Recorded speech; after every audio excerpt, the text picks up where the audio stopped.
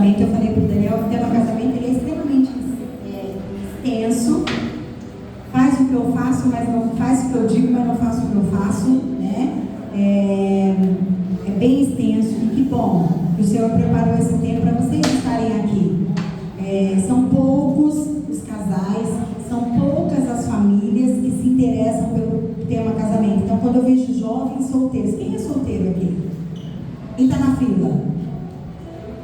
Solteiro tem quantos? 1, 2, 3, 4, 5, 6, 7, glória a Deus, tá vendo? Olha, vocês podiam estar fazendo qualquer outra coisa, mas resolveram vir aqui curiar o que é estar casado, né? Para ver se casa ou não, né? E é muito bom vocês selecionarem esse tempo para a gente junto, né, construir aí um caminho. Quando o Daniel falou, e essa conferência tem sido uma bênção, tem tirado a gente da zona de conforto. Conferência de casamento, ela não é um remédio, né? Ela não é a dose, ela só é um caminhar diferente, um olhar diferente. Essa é a intenção sempre que a gente traz o assunto casamento à tona. Por quê? Porque as mulheres são diferentes, os homens são diferentes, não tem como parear todo mundo e falar, olha, isso aqui eu vou fazer e vai dar certo. Você retém aquilo que faz sentido para você, né? E às vezes não faz nada, não vai fazer sentido para você, mas amanhã você está aconselhando uma mulher e você fala, cara, mas peraí, eu escutei isso aqui, deixa eu buscar de novo para eu entender o que é isso, né? Não é para afrontar o cônjuge, ó, tá vendo? Para você isso aqui. Não é. Conferência de casamento, quando a gente fala de casamento, é para nós nos balizarmos. É para a gente olhar aqui para o nosso umbigo e falar, deixa eu reconstruir aqui, deixa eu recalcular a rota para tentar acertar, né? E aí quando o Daniel me disse, né, tem como brigar do jeito certo? Eu não descobri ainda. Na prática, de verdade, né? Quando a gente vai para as escrituras, tem milhões de coisas. A Bíblia mesmo fala que nós precisamos ser mansos e humildes, pacificadores, né? Mas, né? Tá tudo bem? Ele colocou o L na cabeça. Ok. Então, não tem, né? Porque, como eu disse há pouco, nós vivemos num mundo caído. Então, o casamento é o encontro de dois pecadores. Então, se é dois pecadores, não dá para ser perfeito, não tem como ser perfeito, né? Dois pecadores vão ter atritos e orgulho e tudo que envolve aí uma relação saudável. Isso é com o pai, com a mãe, com os irmãos, né? Precisa ter muita renúncia. E, em certa medida, a gente busca estabelecer aí um casamento saudável, mas a gente vive no meio de uma sociedade que puxa a gente para um outro aspecto, né? Enquanto nós, cristãos, buscamos estabelecer um casamento usando ferramentas do céu, que é a oração, a comunhão, o preparo, a sociedade, ela diz outra coisa, né? Ela começa dizendo o próprio meu corpo, minha regra, eu não vou me submeter a esse relacionamento, o relacionamento é abusivo. O pastor Marcelo, na quinta-feira, né? Ele ministrou, ele falou, hoje os casamentos, eles se dissolvem numa velocidade por conta de incompatibilidade de gênero. Se a gente buscar estatística, eu até olhei no IBGE, tem atualizado só até 2021, teve um boom de casamento, mas também teve um boom de divórcio. E quando a gente traz isso para dentro da nossa comunidade, a gente precisa criar aí algumas intrigas em relação a igreja está crescendo também numa velocidade que é presente. Se a igreja está crescendo numa velocidade, se o evangelho está sendo alcançado, pessoas estão sendo alcançadas pelo evangelho, porque tem muito divórcio. A igreja hoje, ela, quase que todas, e eu não estou fazendo longe de assim, gente, divórcio, em aspectos do divórcio, em justificativa para o divórcio, em muitos casos o divórcio é necessário, Então, o que eu estou dizendo aqui é quando o divórcio ele é dissolvido por uma incompatibilidade, por algo que podia ser remediado, que podia ser consertado. Nós não podemos obrigar o outro à nossa fidelidade, nós não podemos obrigar o outro a fazer aquilo que a gente espera de um bom relacionamento. Não podemos. Então, o divórcio é lícito, o Senhor entende o divórcio, mas eu digo de uma facilidade, né? Quando eu não quero mais ceder, quando eu não quero mais me comprometer, e aí eu falar, pode mesmo, não vou ficar fora de comunhão, né? Não vou perder o meu cargo na igreja, então eu vou partir para isso. Então tomem esse cuidado, porque é para esse lugar que a sociedade nos puxa, né? Bom, eu não sei muito bem como é brigar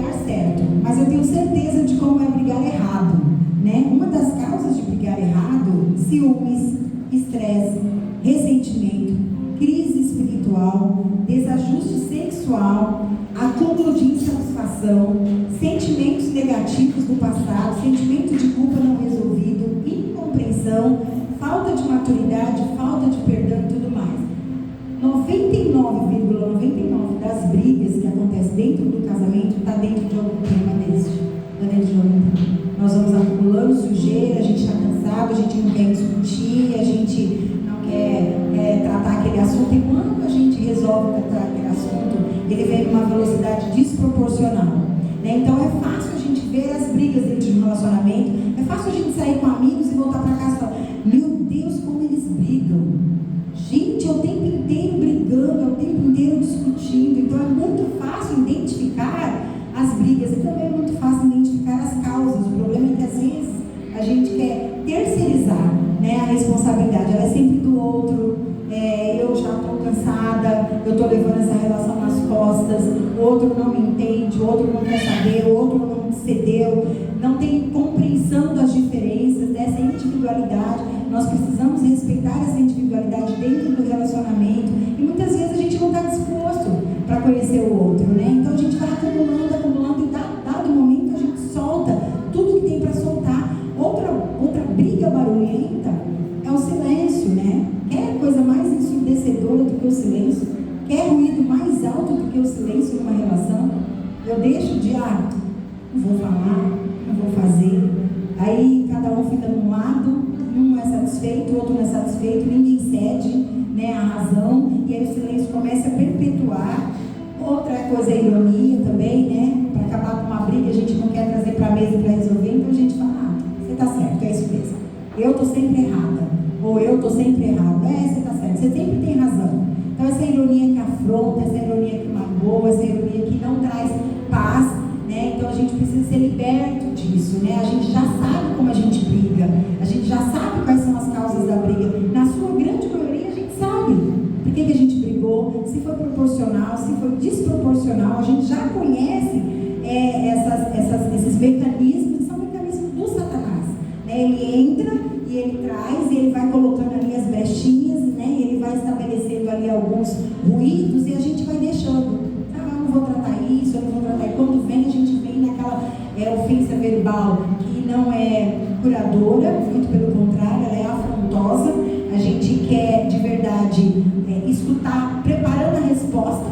Então a gente não tem escutativo. O cônjuge está falando, você já está: eu vou rebater agora à altura. E muitas vezes a reação para uma escuta que não é escutativa, você não está ouvindo o que o cônjuge está dizendo, ela é desproporcional, né? E principalmente eu vou falar como mulher, né? Não dá para pegar leve muito com a gente, mulherada, porque a gente realmente, assim, a gente fala bastante, muitas vezes a gente erra. Tá aí Provérbios, né, inteiro aí orientando a gente em muitos aspectos. A mulher de Provérbios, ela é possível, né?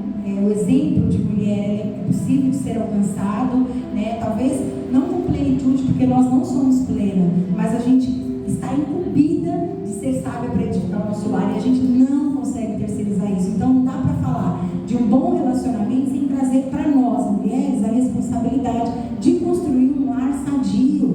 Não dá para trazer, até porque a gente é mais inteligente, muito mais inteligente. Por isso nós temos esse encargo, porque a gente tem a sabedoria da fala, a gente consegue. Uma mulher sábia, o marido dela faz o que ela quer. É fato isso, gente, é fato isso. Então assim, ela conquista o marido e ele começa a ceder ao que ela quer através da sabedoria que ela tem. Então, quando a gente deixa tudo isso e vai, sabe, eu não quero, eu deixo de lutar pelo meu casamento, eu entro de verdade numa doença sentimental, e que às vezes eu vou levar isso para a velhice. Eu conheço idosos casados que têm 65 anos de casado, e você fala: nossa, glória a Deus nada, você não sabe o que eu passo, e esse homem, essa mulher. Então assim, você imagina você prolongar uma vida, 20, 30, 40 anos, com um monte de mágoa, um monte de ferida que não foi tratada, e aí assim, você descobre coisas lá de 1900 e bolinha, né? Esses dias a gente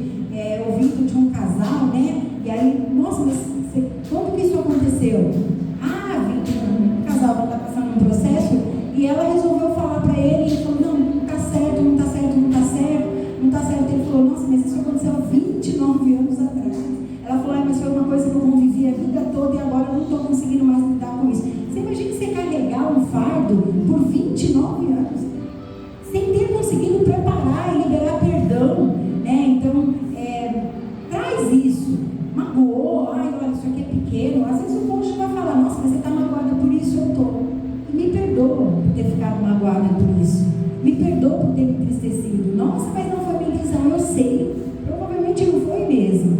Mas para mim, que ouvi a ofensa, teve um estrago gigante emocional em mim. Porque muitas vezes a gente tem trauma, a gente não sabe, gente. Às vezes o moço e a moça, eles se juntam com 20, 22 anos, mas ele viveu uma vida, um ambiente que não era um ambiente saudável, onde pais e mães proferiam muita coisa para esses filhos. E aí vem para um relacionamento, trazendo aqueles traumas ou exemplos, né? Meu pai com certeza lá, tá igual a mãe dela, tá igual o pai dela, tá igual não sei o quê. Então, se libertem disso. Quando a gente vem para o altar, morre, né? A gente fala isso no casamento, né? Morre os dois e nasce um. Esse Senhor, ele tem que deixar toda essa bagagem de experiências dolorosas ou de exemplos dolorosos para trás. Tem que começar uma vida nova em Cristo. Você percebeu ali um sintoma que é parecido com aquele que você viu dentro da casa da sua mulher, ou você viu dentro, corta na hora e fala, olha, peraí, isso é comportamento repetitivo, esse padrão a gente precisa estabelecer, cortar esse padrão agora, porque senão a gente chama de elaborar isso, né? Então precisa elaborar, renomear e começar de novo. Precisa começar de novo. Então, assim, em nome de Jesus, não caia nas armadilhas, né? Fatores que contribuem muito para que as brigas aconteçam é a ira, a mentira, o egoísmo, o orgulho, o abuso e a indiferença. Tem muita coisa, tem muita armadilha que às vezes a gente não dá a devida atenção. Às vezes tem mulheres que estão sofrendo um abuso psicológico, um abuso violento. Ah, não, mas ele não falou comigo, deu um tapa na mesa bem nervoso. É violência. Trata isso, cuida disso, não se submeta, né? A submissão da mulher para o homem, ela não está nesse lugar de ser agredida verbalmente, de ser agredida fisicamente, né? De ser ofendida, de ter a estima sempre atacada, muito menos o homem, ele também. Ah, você não presta para nada, porque meu pai fazia, porque meu pai construía. Fujam deste lugar de comparações, né? A comparação, ela acho que começa ali na briga e ela vai descendo, e aí o buraco só mais embaixo. Não caia nesse calabouço, amém? Mas vamos lá, né? Brigar a gente já sabe. Como é que a gente transforma tudo isso então em briga boa, briga construtiva? Dá para brigar de forma construtiva? À luz da Bíblia é possível brigar de forma construtiva, né? A gente fala briga porque o termo que o Daniel usou é a briga construtiva, né? Mas assim, primeira coisa, comunhão com Deus. Casamento precisa estar em comunhão com Deus. Toda a nossa vida ela precisa ser balizada de forma vertical. Primeiro eu tenho comunhão com Deus, depois eu tenho comunhão com meu irmão, que é meu cônjuge. Eu preciso entender como está a minha comunhão com o Senhor, né? E muitas vezes a gente não tem uma vida devocional contínua, a gente não tem constância na nossa comunhão com Deus, e aí entra as armadilhas que o inimigo planta e a gente não consegue se desvencilhar. Então, assim, primeiro, comunhão com Deus, depois a conversa branca. Os problemas, eles vão continuar existindo, mas nós precisamos pensar que assim, né, Timóteo, Timóteo, ele nos orienta a ficar longe de discussão tola. Então, primeiro eu estou ali discutindo aquela briga absurda, aquela coisa. Onde vem isso? Essa proporção. Poxa, mas peraí, foi só um copo que eu deixei fora da pia, e aí ela gritou, e ela começou, e ela, você não faz nada direito, você... Chama para uma conversa, do que você está falando? Não foi um copo fora da pia, não foi a louça que eu não lavei. Você chegou cansado, o que aconteceu? Né? Como foi seu trabalho? Tem alguma coisa aqui que não é comigo. Ou essa briga, essa discussão, todas essas acusações, não me cabe. Não me cabe. Por que você está falando assim comigo? Por que você está fazendo isso comigo? Né? Quando a gente começa a pensar em caminhar junto, exige muita renúncia, gente. Ter a dois exige muita renúncia. Né? Não tem mais o eu, a minha vontade, né? Tem a nossa vontade, tem os nossos desejos. O casamento, ele exige renúncia. Muitas discussões, muitas vezes, elas ficam fora de controle, porque as pessoas, elas se exaltam, falam,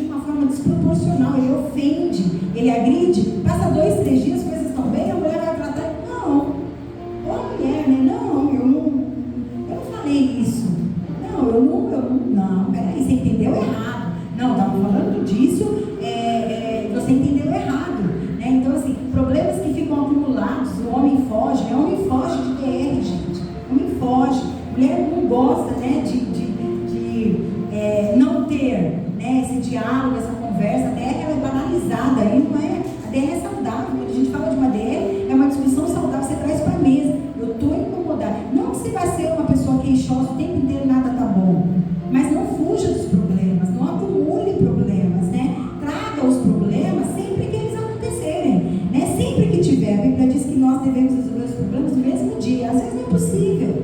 Às vezes o marido chegou cansado, nervoso, chutou o cachorro, chutou não sei o quê. Espera, mas no dia seguinte não deixa passar. Não vai acumulando para depois, quando traz sem nenhuma orientação. Traz daquele jeito chutado e aí depois para consertar é mais difícil. Vai tratar um problema, não fuja dele e fala, tem um problema aqui. Tem um problema aqui. A mulher, às vezes, né, a pior resposta é nada. O homem chega nervoso, bravo em casa, e aí já quase toma um banho, ele está calado. Mulher, o que você tem? Nada. Mas está tudo bem? Tá. A mulher é sanguínea, corre, ri, brinca todo dia. Um dia ela está daquele jeito, né? Em casa, nervosa. O que você tem? Nada. Eu estou bem. Não, seja honesta. Fala, olha, eu não estou bem, mas hoje eu não quero conversar. Eu não estou bem, hoje meu dia não foi legal, hoje eu passei um processo no trabalho que me magoou. Olha, eu estou de TPM, eu não estou nos melhores dias, eu não quero conversar, eu estou frustrada, né? Tem muita frustração envolvida no casamento. Cada um tem um sonho, um projeto, a gente sonha, né? A gente imagina que quando você tem 20 anos, você fala, nossa, eu com 40 eu quero estar no topo. E eu não estou falando de aspectos materiais, eu estou falando de construção de vida. E às vezes não aconteceu, mas chegou aos 40 anos, você está com a mesma pessoa morando na mesma casa, a casa está com goteira, você está frustrado, e em algum dia você quer validar essa frustração. E é bom validar essa frustração para se conhecer. Só que seja honesto com o seu cônjuge. Nada, gente, é nada.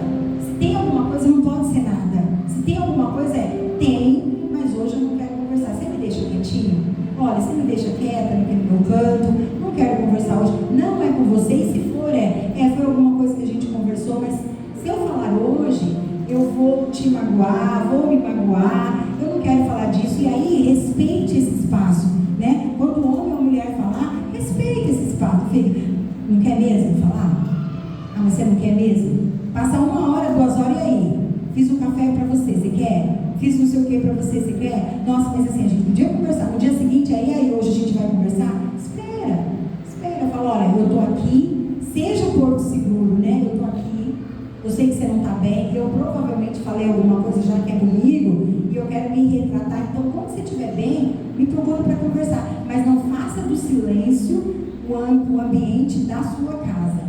Fale sobre outros assuntos, converse sobre os assuntos. Jantar está na mesa, vamos comer, vamos conversar. Aquele assunto, ele está ali na pauta, ele vai ser tratado na hora que vocês estiverem prontos para falar sem ira, sem contenda, né? Manter a comunicação saudável. A gente sempre, quando vai falar de relacionamento e briga boa, a gente fala uma boa comunicação, um bom diálogo. No painel é bonito. Na prática é muito difícil. Na prática é difícil.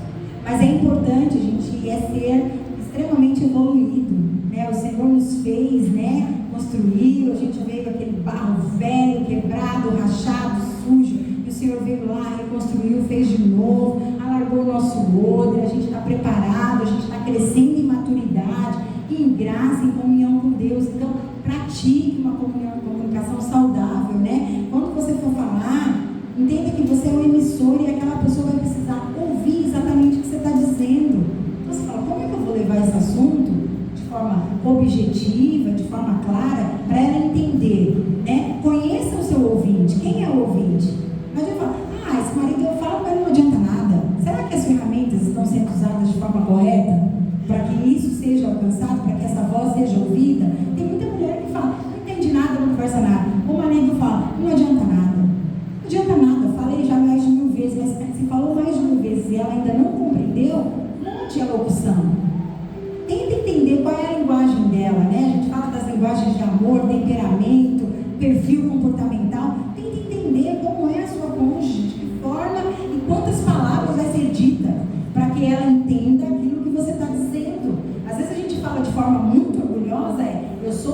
responsável pelo que eu digo e não pelo que o outro ouve. Às vezes eu sou responsável pelo que o outro ouve, sim. Porque dependendo da forma como eu estou falando em um momento de uma ira, o outro vai ouvir daquelas dores que está lá, sabe assim? Daqueles momentos que está lá. É muito complicado quando você quer conversar e falar com o cônjuge e tomar um cuidado. Não é para pisar em ovos, mas é para esperar o momento certo. Então assim, se eu sou o comunicador, eu falo, puxa, eu vou emitir uma mensagem. Então, enquanto emissor, como é que eu faço essa mensagem chegar no meu ouvinte? Eu preciso entender qual é esse contexto. Segundo, o conteúdo. Do que eu quero falar? Eu vou falar que aquele dia. Não, o que está me tirando do eixo hoje? Eu vou falar disso. Não vou trazer passado, olha, mas de novo você fez, de novo não sei o quê. Eu lembro que lá na sua casa, na sua mãe, perde totalmente o efeito. Igual reunião, né? Dizem que as reuniões, né? Se você não for objetivo, o chefe começa a olhar o horário, você não consegue apresentar. Então, assim, seja de forma clara, tenha uma forma bem objetiva, para que a mensagem seja alcançada. Descubra, a gente fala muito dos códigos, né? Os códigos nada mais é do que as linguagens mesmo, né? Descubra qual que é o código da tua mulher, qual que é o perfil da tua mulher, se é a das linguagens do amor, se é de atos de serviço, se é de toque, o que ela quer, o que você espera também dela, né? Então, assim, descubra primeiro isso, conheça a sua família, para você conseguir se comunicar de forma efetiva e eficaz dentro da sua casa. Conheça a sua família, né? Tem homens e mulheres que eles não conhecem a família deles, eles sabem da vida da amiga, eles conversam, eles riem, eles brincam, mas dentro de casa eles não conhecem o perfil do filho, do que o filho gosta, do que a mulher gosta, aquilo que agrada a mulher, o que faz minha mulher ficar feliz, meu marido ficar feliz. Poxa, hoje ele teve um dia pesado, um dia cheio, o que eu posso fazer para contribuir, para ele ter uma noite agradável? Não é subjugar, gente, não estou falando de escravidão, mas estou falando de servidão voluntária. Nós podemos servir em amor, em serviço e contribuir para o enriquecimento do nosso casamento. Tira todo o ruído, né? Tem muito ruído nas relações, né? A gente fica nervoso e aí nas condições que a gente vai falar, a gente traz as situações que são situações muito remotas, que não tem a ver com aquele contexto, são barulhos. Liberte-se dos barulhos, olha o cenário, fala, hoje é um bom dia. Puxa vida, hoje é dia 5, ele recebe 2 mil, nós temos que pagar 3 mil reais de dívida. Hoje é um bom dia para eu falar da minha dor no pé, hoje é um bom dia para eu falar que a minha mãe vai vir para cá, hoje é um bom dia de falar que eu quero ir para... Vocês falam isso de mim? Seria por quê, Daniel?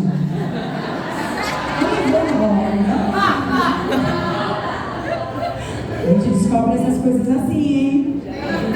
Fala o dia que? Dia 5, dia 20? A gente chega em casa esperando que vocês tenham ido lá.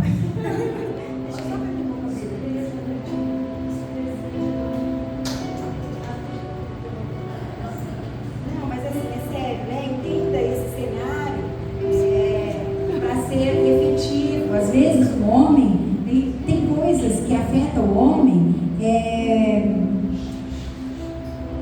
parece pouco para a mulher. Nossa, mas você está chateado por isso.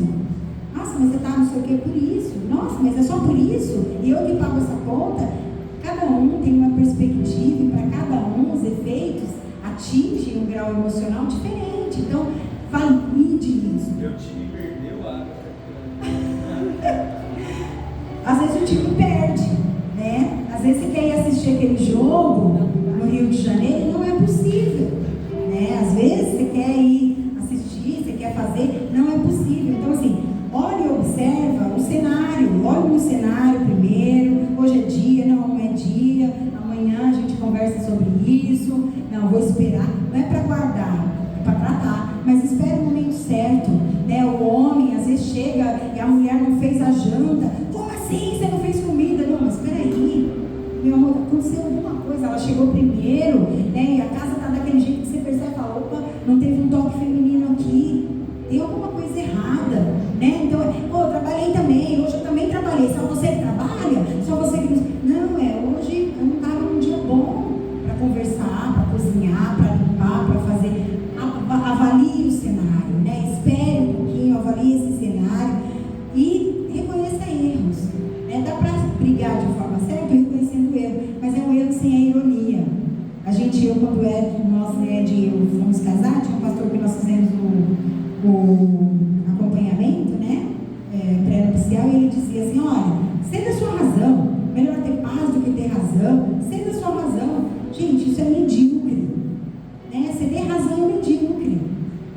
razão, é se convença, eu estou errado, você está certa, você está errada e eu estou certa.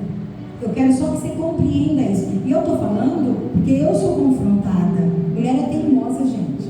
Mulher é muito teimosa. Mulher vai ali até, entendeu? Até o homem cansar e falar, tá bom, tá bom. Aí ela fica satisfeita. Mulher é teimosa.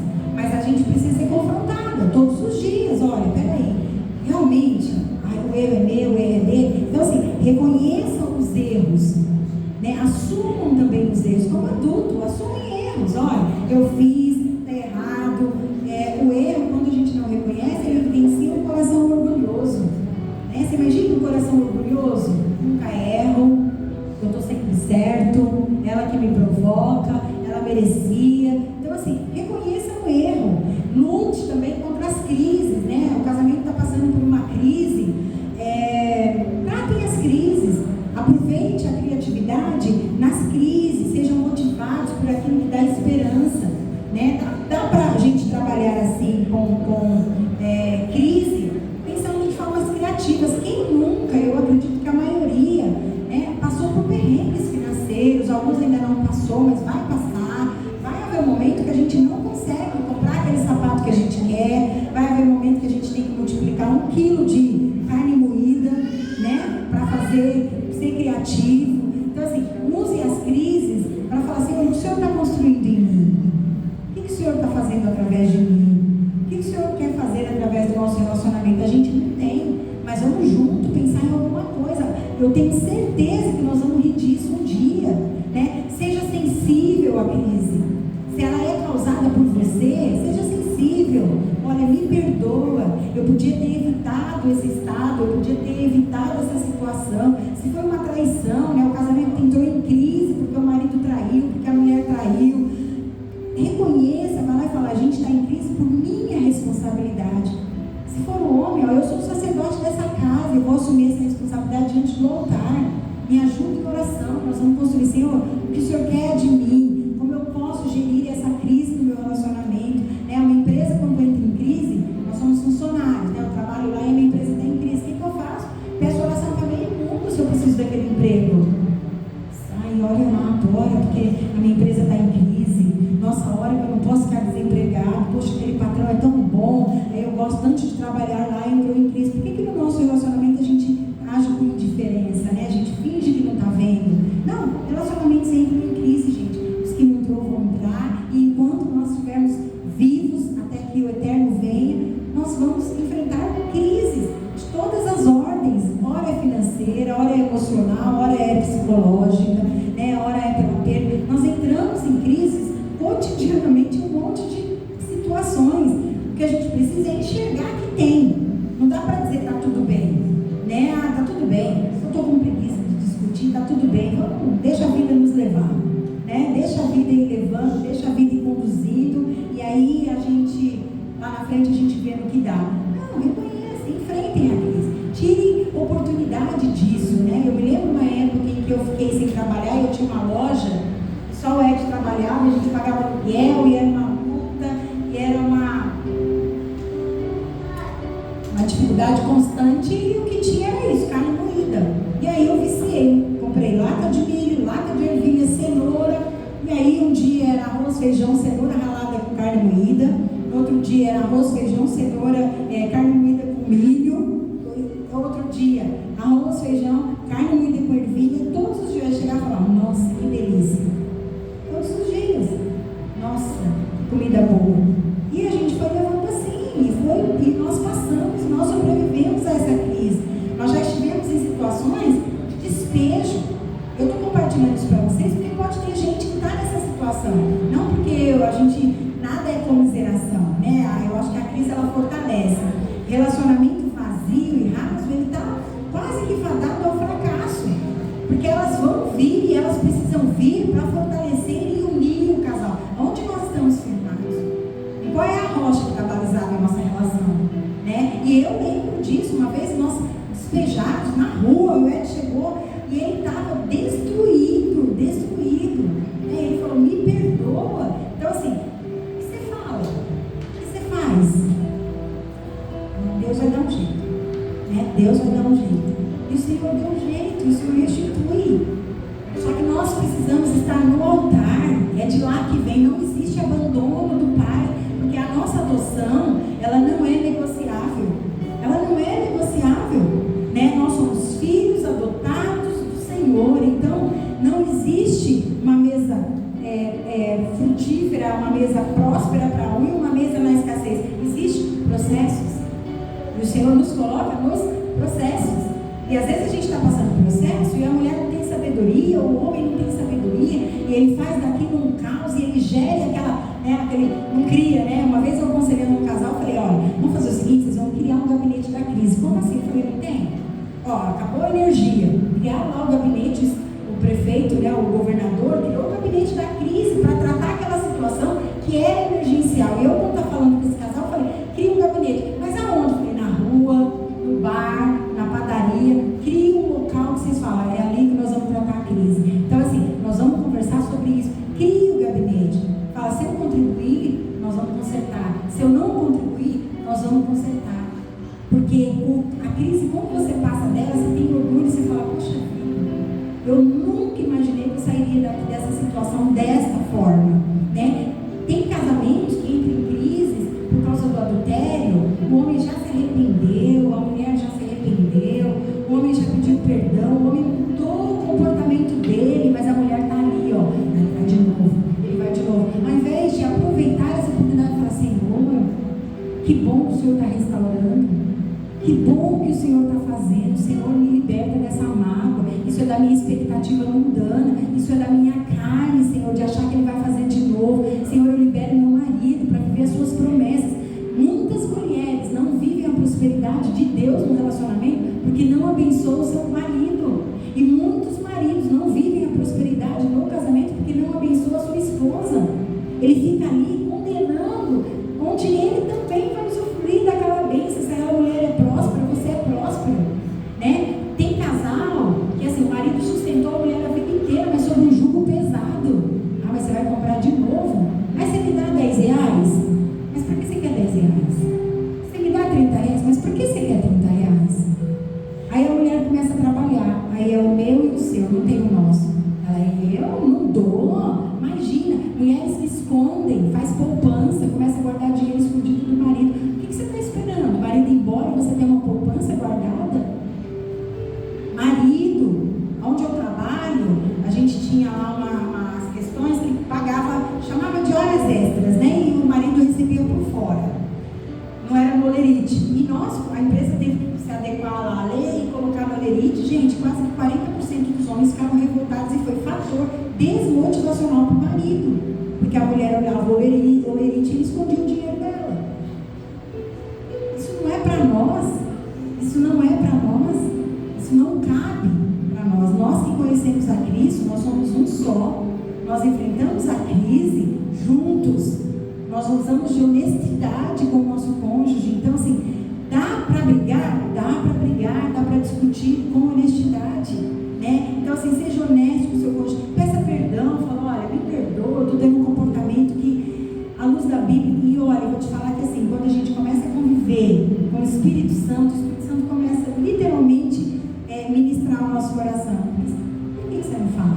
Tem mulher que é gastadeira, né? Tem mulher que ela não tem mesmo um controle financeiro, e aí o marido esconde justamente porque vai gastar. Mas esse não é o jeito. Olhe pela tua esposa e fala, Senhor, tem misericórdia, estabeleça com ela, amor, eu sei que você tem necessidade todo mês, toda semana, todo dia comprar uma blusinha. Quanto você acha que é suficiente? O seu salário. Olha, separa esse valor, compra. Eu sei que você tem necessidade sem topeia, mulher é sem topeia. Eu sei que você tem necessidade todo mês comprar uma sandália. Eu sei que todo mês a gente quer saber beber, né? Né? Mas assim, tá tudo bem, separa, valida isso, é melhor do que falar, olha o tanto de roupa que você tem, olha o tanto de coisa. Mulheres, cuidem do seu esposo, né? Tá lá, situação, a roupa, vamos junto comprar, vamos junto fazer, né? Reserve, é bom reservar, é bom ter uma reserva, mas priorizem o relacionamento de vocês em todos os aspectos, emocional, financeiro, amoroso, sexual. Um casamento, ele não é balizado só pelo sexo. A gente está vendo aí muitos casais, né, da mídia, gente famosa, linda, corpo perfeito,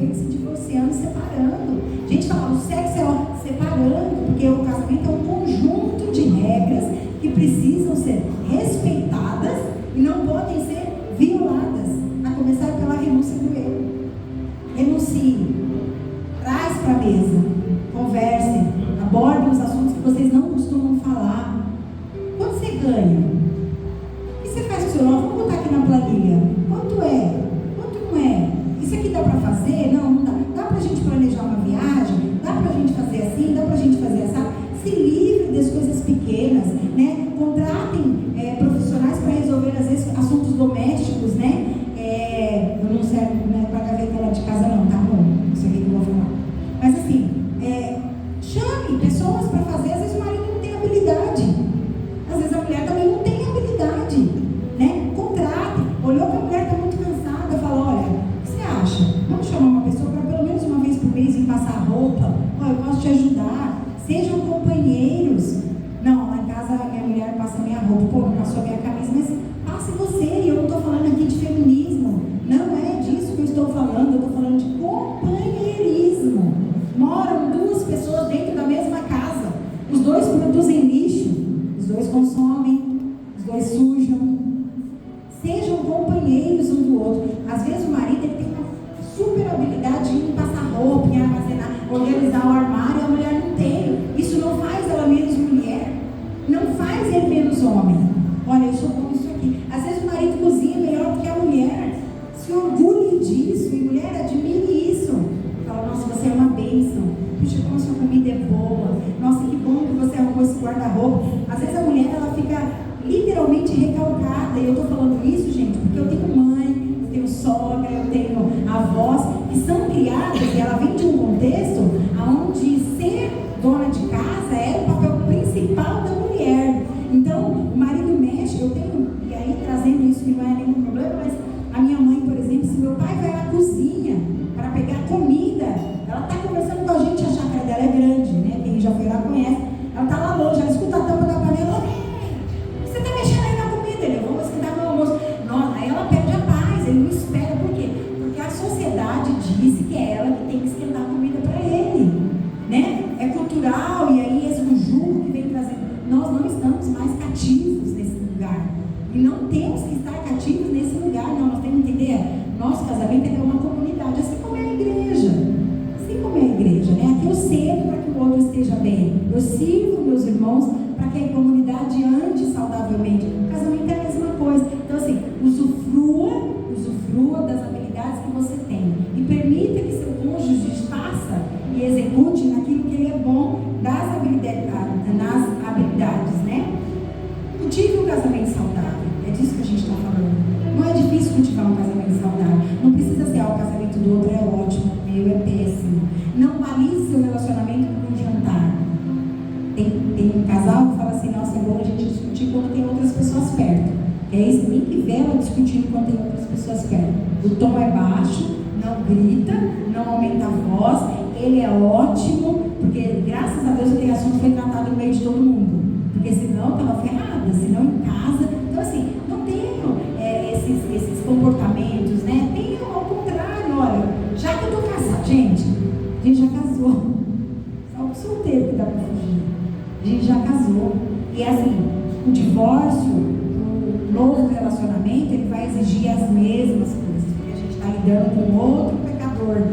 Não tem nenhum santo. Então esteja pronta para lidar com as adversidades da individualidade, com as diferenças, porque elas vão vir. A gente está casado com outro pecador, a gente tem que lembrar disso. Esse outro pecador tem as individualidades dele, as crenças dele, aquilo que ele acredita, os vícios, as manias dele. Claro que a gente pode ceder e mudar, claro que pode, mas há coisas que é intrínseca àquele indivíduo e ele não vai mudar. E ele tem prazer nisso, ele gosta disso.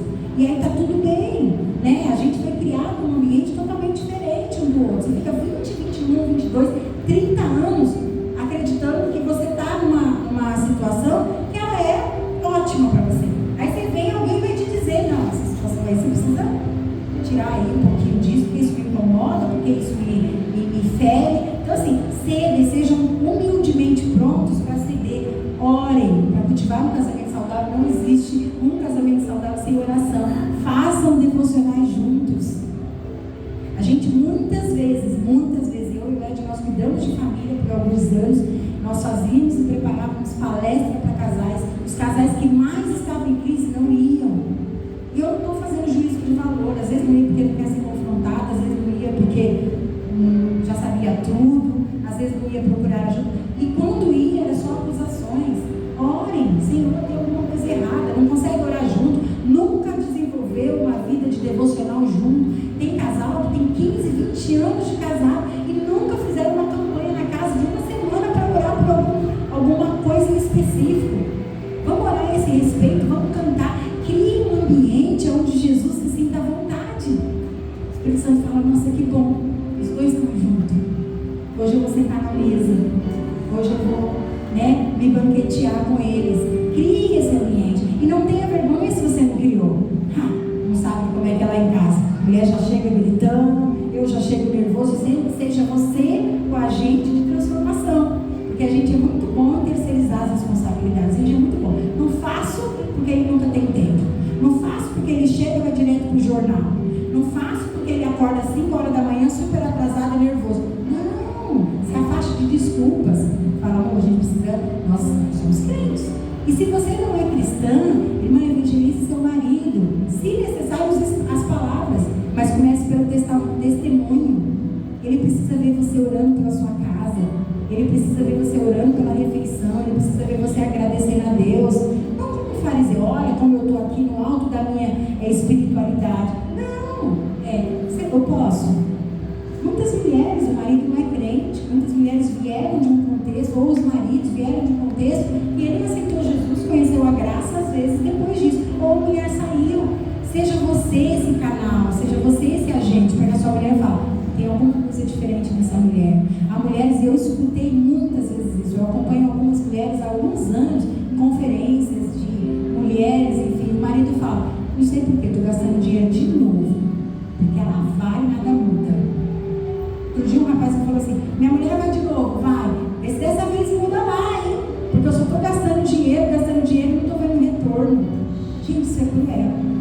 Isso é cruel. Nós vamos dar conta, né? O Senhor trouxe para nós essa responsabilidade de zelar pelo nosso cônjuge, e nós vamos dar conta disso. Então, orem, seja testemunha que você quer ver que o seu marido, aproxime o seu marido de Jesus, né? E seja aquela pessoa que você quer que ele seja. É os testemunhos, é o comportamento que vai mudando. A gente consegue transformar o outro pelos exemplos mesmo. Então, assim, aprendam a conversar com Deus. Marido, e Deus, o quê? Eu não quero saber. Não, fique em paz.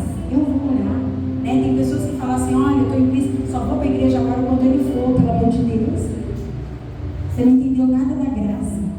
Não é o seu marido, não é a sua esposa que foi pregado na cruz.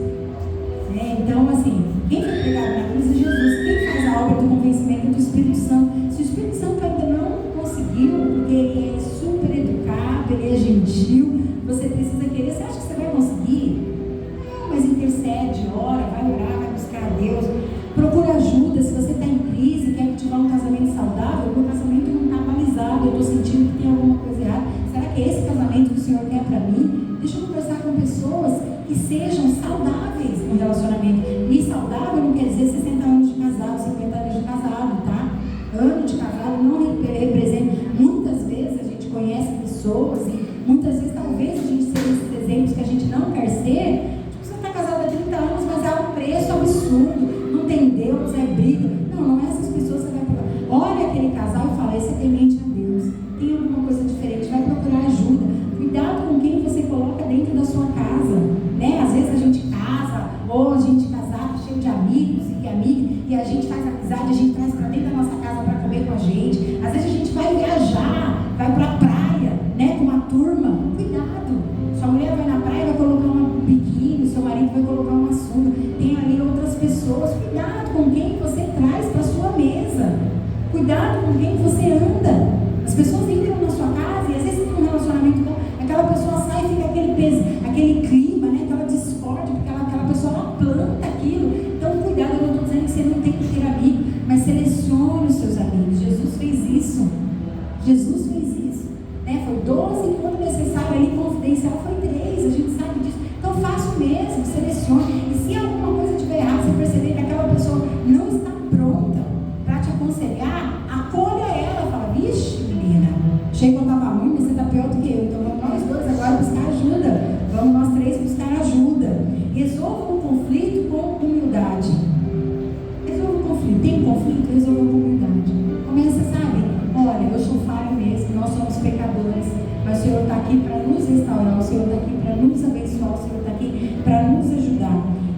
tempo no seu relacionamento.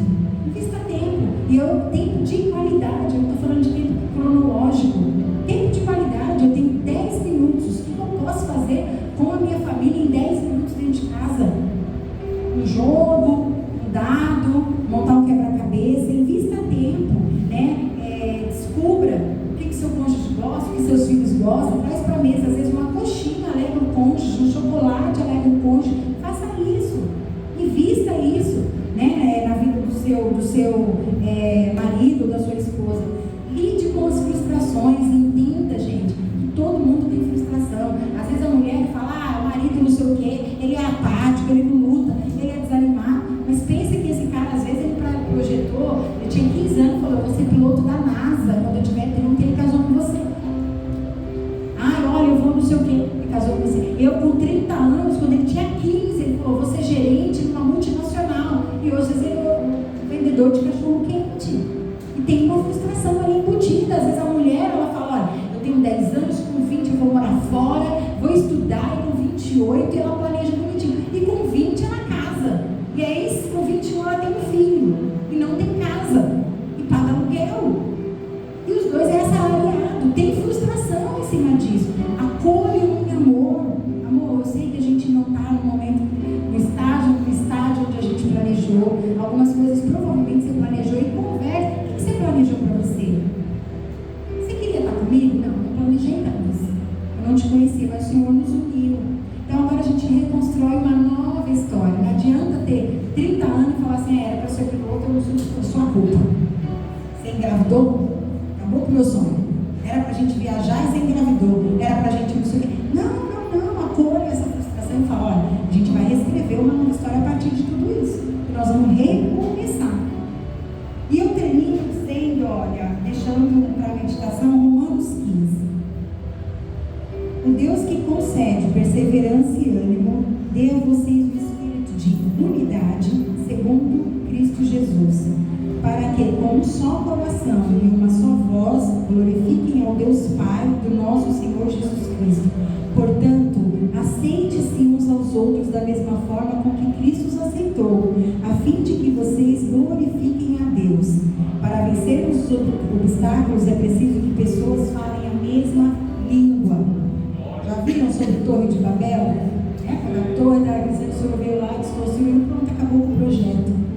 Para eu ter uma vida, um casamento saudável, os dois precisam estar olhando para o mesmo alvo, os dois precisam ajustar a rota, os dois precisam falar a mesma linguagem, os dois precisam estar lutando pela mesma causa. Em nome de Jesus, olhe para o seu relacionamento, feche as brechas, apare as arestas, há tempo, há restauração, e o Senhor nosso Deus, Ele adora reescrever histórias. Vocês podem ficar de pé? Posso, pastor?